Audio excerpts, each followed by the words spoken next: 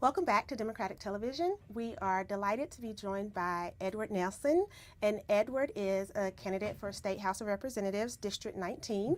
So welcome, Eddie. Thank you so much for coming. No, thank you. I'm excited to be here. Awesome. And I've had a chance to talk to you a few times, and so for the viewers, I may kind of use Eddie and Edward interchangeably. Sorry about that in advance. That's fine. I've been Eddie my whole life, so Awesome. it's all right. So we are very excited to have you running. And so if you want to just kind of share with the viewers a little bit about what drove you to run and why you decided to jump out there and run this time.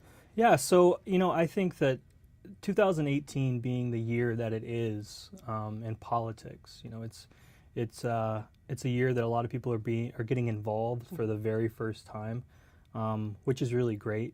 For me, I've been politically involved for my whole life, basically. The first campaign I worked on in any capacity as a volunteer was in 2000 with Al Gore. Yes. For his presidential run, and then I worked on John Kerry's, different guy, John Kerry's presidential race in 2004. And then I joined the Navy and I left, and you can only be so politically involved Right. when you're in the military. But when I came back to Tennessee after my 10 years, I saw that a lot of the things that my family struggled with growing up were the same things that people were struggling with now, and that just didn't seem right to me. And when I was approached about this run in District 19, I sort of initially I was like, no, that's not really me. I think I'm okay with supporting people I believe in and causes that I believe in. And I thought about it a little bit more. Had some meetings with some people, and they said, "Why the heck not? The worst thing that can happen is you can win, and then you're really in trouble." And I said, "Oh, okay. Well, maybe I'll do this." So, we're the first Democratic campaign to run in that district in 16 years. Wow. So it's such a long time without people having a choice. Yeah. So giving them a choice, giving them something to vote for and not against, the people of the district, something to vote for and not against, was really important to me.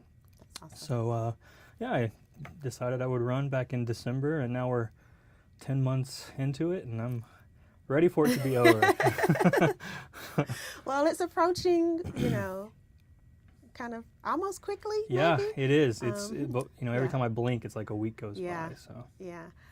Well, like you said, you've been out there for 10 months. Yeah. And you've, worked in politics as a volunteer and as a supporter.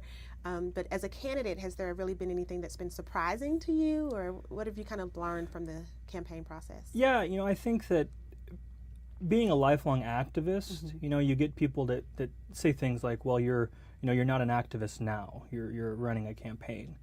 And for me, those things aren't separated. Right. I don't turn off the activist button, the activist switch when I put on my campaign shirt or something.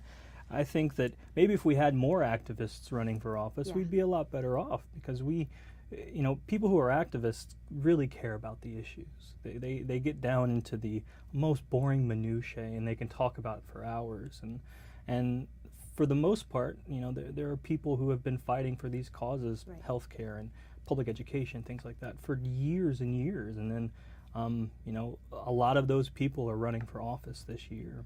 And I think that's really great. And for me, the biggest thing that I've run up against differences campaign or being a candidate from being just a supporter or a volunteer is that you can't just stop. Right. As a volunteer, you go home, right? And as a candidate, you don't. Not so much. You're always on. So that's really been something that 10 months in, I'm adjusted to, but it's closing my eyes every night. I'm just thankful that I'm getting a little bit of rest. So Awesome. And you kind of mentioned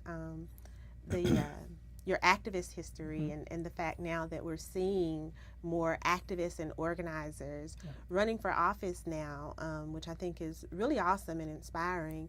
And how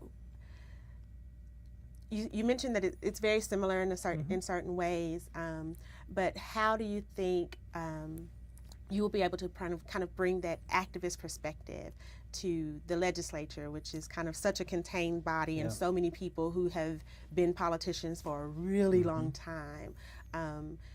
how do you think bringing that activist perspective to that body will benefit the people of your district? Yeah, so I think that it's certainly going to bring some excitement to the sterility that is the General Assembly.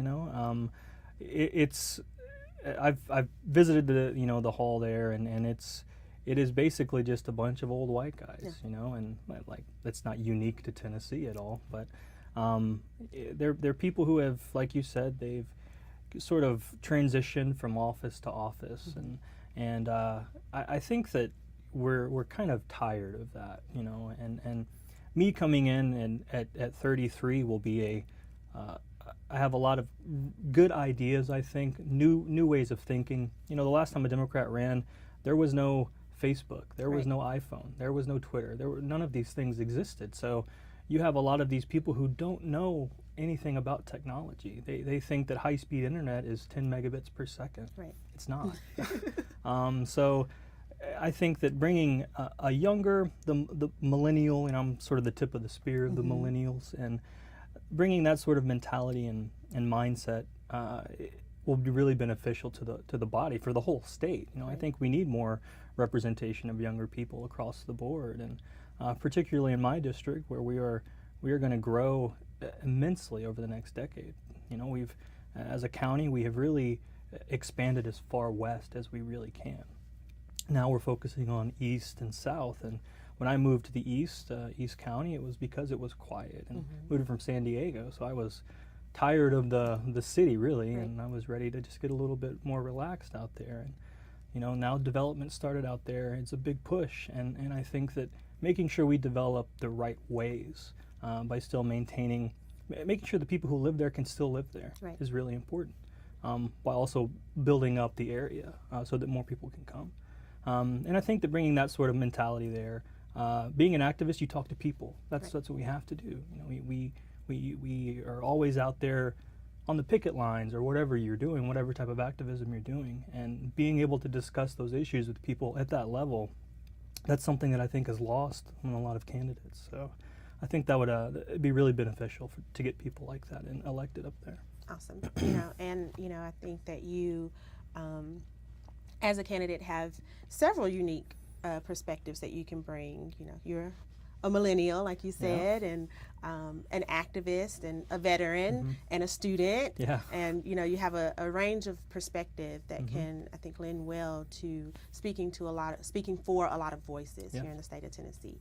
But you were talking about some of those issues that are impacting your community and your district, and Tennesseans more broadly even, and making sure that those issues are advocated for. What are some of those issues that really drove you to get out and decide to run, and that you are continuing to learn through the campaign process that are important to people?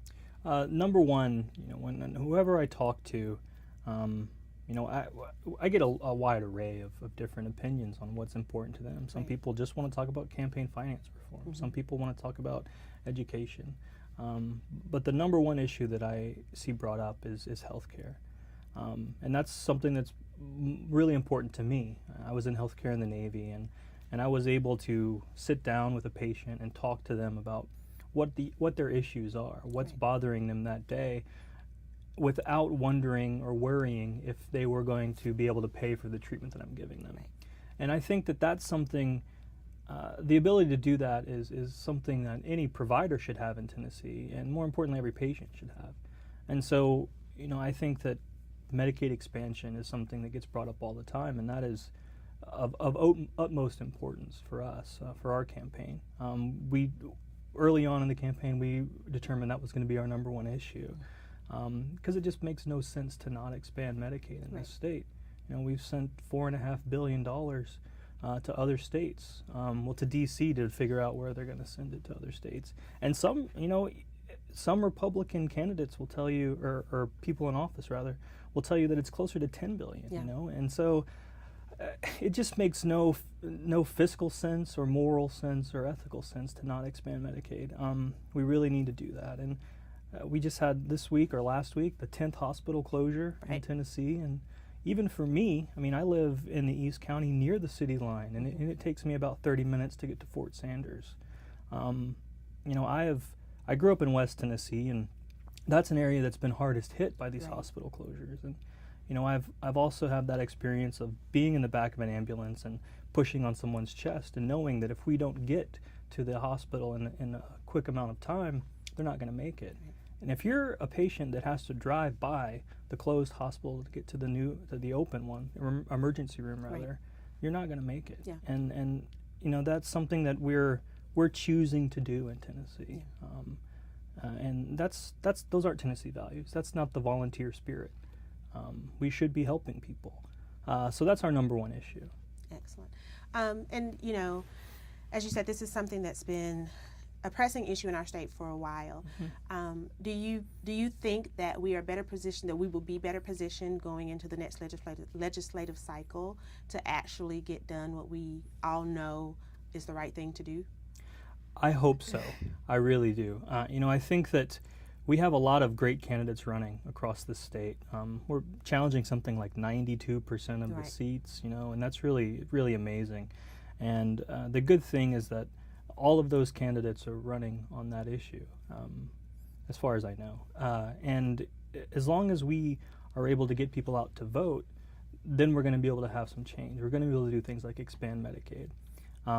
But then, you see other states that are still red that are expanding Medicaid. Right. So there are Republicans that are coming around, and I think that as long as we get, I can't remember the number we need, but it's in the single digits of Democrats elected to be able to bring things up. Right. And I think it's 9, maybe? yeah, I think it's 9. And we had, you know, Haslam wanted to expand Medicaid. We just had, you know, some bad dudes in office who didn't want to do that. I fear that if we don't elect a Democratic governor, then maybe, you know, if Bill Lee was to win, he wouldn't expand it. Right. Hopefully that's not something we have to face, and then we can get Carl in there and we can really have some change. Awesome. Well, you know, I would love for you to tell our audience a little bit about how they can reach your campaign, find out more about your campaign and some ways that they can support you or volunteer if they're interested in supporting Eddie Nelson. Yeah, so you know, our website is vote4edward.com. It's the number 4, vote4edward.com. We just signed on to the coordinated campaign, so all of our volunteer efforts are running through the Tennessee Victory campaign. So we're running on the slates now with all of those people. So with Carl, with Phil at the Senate level, Renee Hoyos here locally for Congress. So you know, we're funneling all of our volunteers through that office down in South Knox. But you could also just come by the headquarters. You know, we're at 311 Morgan Street, right upstairs from the Democratic Party headquarters there. And if you're interested in just signing up online, you can sign up there. Or you could also donate as well. We still have things to pay for between now and November 6th. So yeah, all that information's on the website. Awesome. So lots of opportunities to get involved. Yes. And they can follow you on social media or Oh, yeah. visit your website or contact the coordinated campaign if they're interested in volunteering for Yep. you. Excellent. Well, thank you so much, Eddie, for coming in, and we wish you the best in your campaign. We think you're an awesome candidate and Thank you. are excited to see what you're able to do. And thank you all for tuning in with us tonight. We hope that you will join us next time on DTV. We would encourage you to visit our YouTube page, like it, subscribe to it, like our videos, and if you want to watch this video back or see some of the episodes that you previously missed or share some of your favorite episodes, we would encourage you to visit our YouTube page, DTV Knox.